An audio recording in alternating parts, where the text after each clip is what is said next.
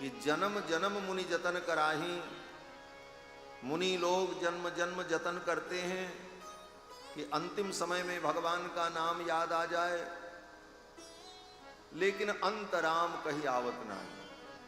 अंतिम समय में भगवान का ध्यान नहीं आ पाता, बड़ी साधना करनी पड़ती।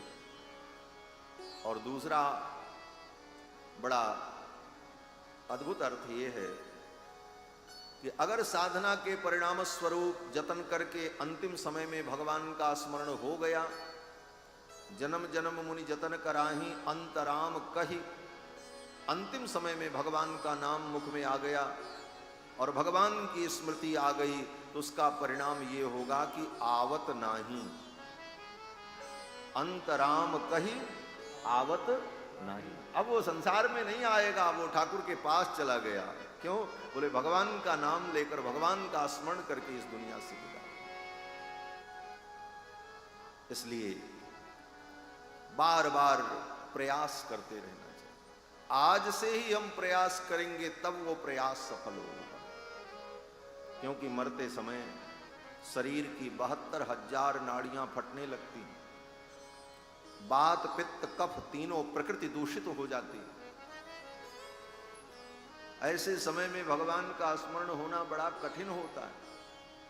और दुर्भाग्य तो ये है कि व्यक्ति स्मरण करना भी चाहे तो संसार के लोग उसे भगवान का स्मरण करने नहीं देते। व्यक्ति बीमार हो जाता है, डॉक्टर जवाब दे देता, बोले ले जाओ, अब ये मर जाएगा, बचेगा नहीं। तो परिवार के लोग सबको बुला लेते हैं, रिश्तेदार नातेदार बहू बेटी सब आ जाओ, बाबा जी अब जाने वाले हैं। सब उसको घेर करके बैठ जाते हैं और सब अपना परिचय देते हैं। देखो ये फलाने आए हैं आपको देखने के लिए, ये बेटा आया है, ये पोता आया है, आपको प्रणाम कर रहा है। वो मरणासन्न व्यक्ति बार बार अपने मन को भगवान में लगाना चाहता है, परंतु संसार के लोग उसके मन को संसार में लगाते हैं। इनको देखो, ये तुमसे मिलने आए हैं, वो भगवान का स्मरण करना भी चाहे तो उसे भगवान का स्मरण नहीं करने देते। ये परिवार के लोग ही उसका मरण बिगाड़ देते। ये मरण बिगाड़ना है, वो तो मरेगा। अब तो उत्तम बात यह है कि उसके पास बैठ करके भगवान की चर्चा करो, रामायण सुनाओ, गीता सुनाओ, कीर्तन करो,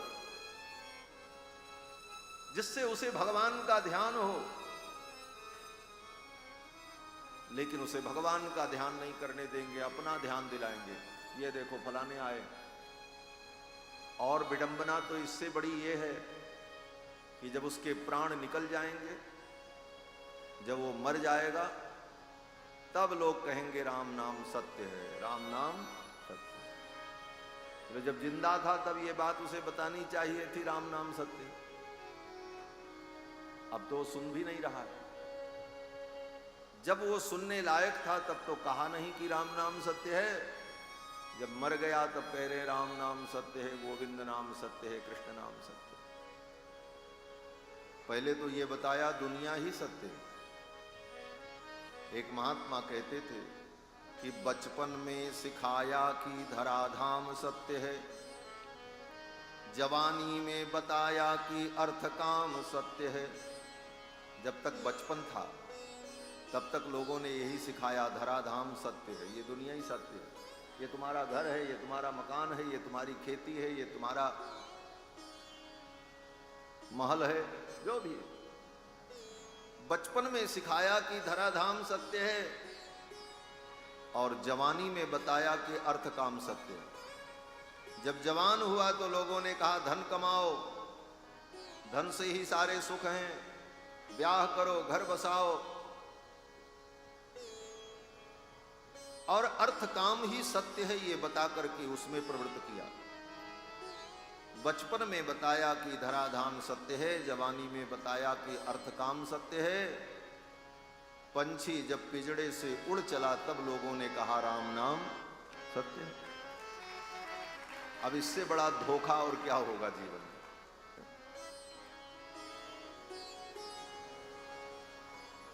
इसके आगे अगर विचार करो तो जिसके लिए तुम कह रहे हो राम नाम सत्य है वो तो गया, तो किसके लिए कह रहे हो? बोले जो जीवित हैं हम लोग अपने आप को समझाने के लिए कह रहे राम नाम ही सत्य है, लेकिन वो भी सत्य कितनी देर समझ में आता है? बोले जब तक उसे लेकर के घाट तक जाते हैं, लौटते समय कोई नहीं बोलता राम नाम सत्य।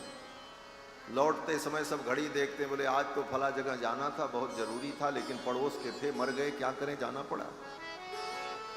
आज मेरा ये अमुक काम था लेकिन अब टल गया, क्योंकि पड़ोस के थे, न जाते तो लोग क्या कहते। यही कहते हुए लोग वहां से लौट करके आते।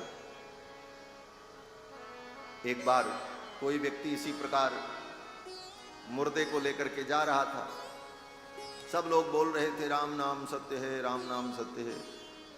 भगवान शंकर पार्वती कहीं से विचरण करते हुए आ रहे थे।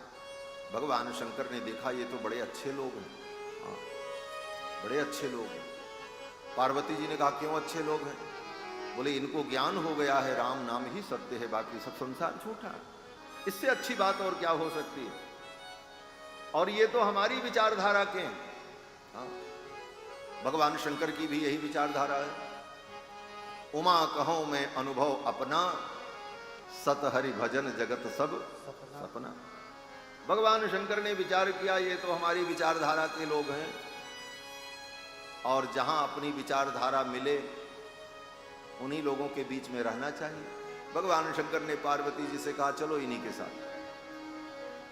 वो मुर्दे को लेकर के लोग शमशान घाट गए, भगवान शंकर भी पीछे पीछे आए, बोले इन्हीं के साथ अब रहेंगे, ये बड़े अच्छे लोग हैं और ये सत्य बात कह रहे हैं, राम नाम सत्य है, बाकी संसार तो झूठा है। भगवान शंकर वहीं शमशान पर बैठ गए, चिता जलती रही। जब चिता जल गई तो फिर सब लोग वही संसार की बात करते हुए अपने अपने घर की ओर जब जाने लगे तो भगवान शंकर ने कहा अरे ये तो बड़े धोखेबाज लोग निकले। अभी तक तो कह रहे थे राम नाम सत्य है, अब संसार सत्य है, जा रहे हैं, अब मैं क्या करूं? तो भगवान शंकर ने पार्वती जी से कहा देवी इन सब से अच्छा तो ये मुर्दा था। क्यों? बोले इस व्यक्ति ने मर करके, चाहे थोड़ी ही देर के लिए सही, लेकिन इस व्यक्ति ने मर करके इन प्राणियों को सत्य का बोध तो कराया कि जगत में राम नाम ही सत्य है। इसने मर करके कुछ क्षण के लिए इन्हें बोध तो कराया कि राम नाम सत्य है, इसलिए सबसे अच्छा तो यही था, अब इसी के पास रहेंगे। पार्वती जी ने कहा ये भी तो जल गया, राख हो गया। बोले भले राख हो गया, इसकी राख को लेकर के ही हम अपने शरीर में लगा लेंगे और हम यहीं रहेंगे। और भगवान शंकर ने चिता की धूलि को अपने शरीर में लगा लिया और शमशान में ही भगवान शंकर बस गए। आज भी ठाकुर भगवान भोलेनाथ शमशान में वास करते। चिता भस्मो लेपा। तो सुखदेव भगवान ने यही कहा राजन, जीवन का परम लाभ यही है कि अंतिम समय में भगवान की स्मृति हो और तुम चिंता मत करो, मैं तुम्हें भगवान की कथा सुनाऊंगा, तुम्हारा मन भगवान में लगे। 7 दिन बहुत है। जीव अगर अपना कल्याण करना चाहे तो थोड़े में भी उसका कल्याण हो सकता है, अगर वो चाहे तब। राजन तुम चिंता मत करो, तुम्हारे पास तो 7 दिन का समय है। रघुवंश के एक राजा थे, महाराज खट्वांग।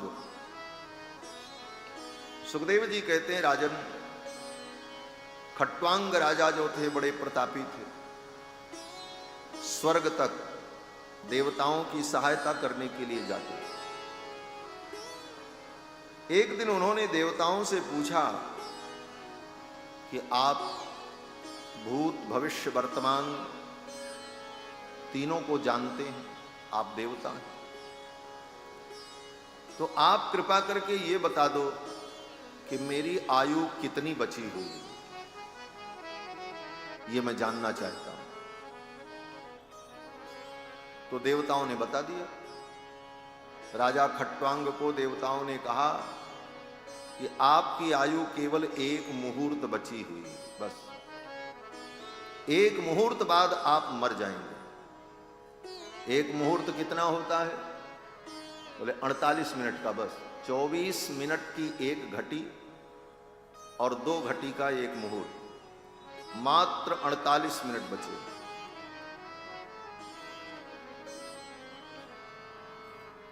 महाराज खट्वांग विचलित नहीं हुए। महाराज खट्वांग ने सोचा 48 मिनट बहुत है, मैं अपना कल्याण कर लूं। और उसी क्षण उन्होंने अपने मन को, चित्त को भगवान में लगा दिया और सारी चिंताएं छोड़कर पद्मासन लगा करके बैठ गए और भगवान का ध्यान करने लगे। अपने मन को, चित्त को भगवान में लगा दिया, चिंता छोड़ दी और भगवान का चिंतन करने लगे। और परिणाम बोले 48 मिनट बाद उनकी मृत्यु जब आई तो वो भगवान को प्राप्त हो गए, उन्हें परम गति मिल गई।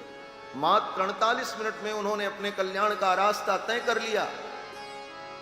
मुहूर्तात् सर्वमुत्सृज्य गतवान अभयम हरिम, एक मुहूर्त में ही उन्होंने अभय पद को प्राप्त कर लिया। ये तो हमारे ऊपर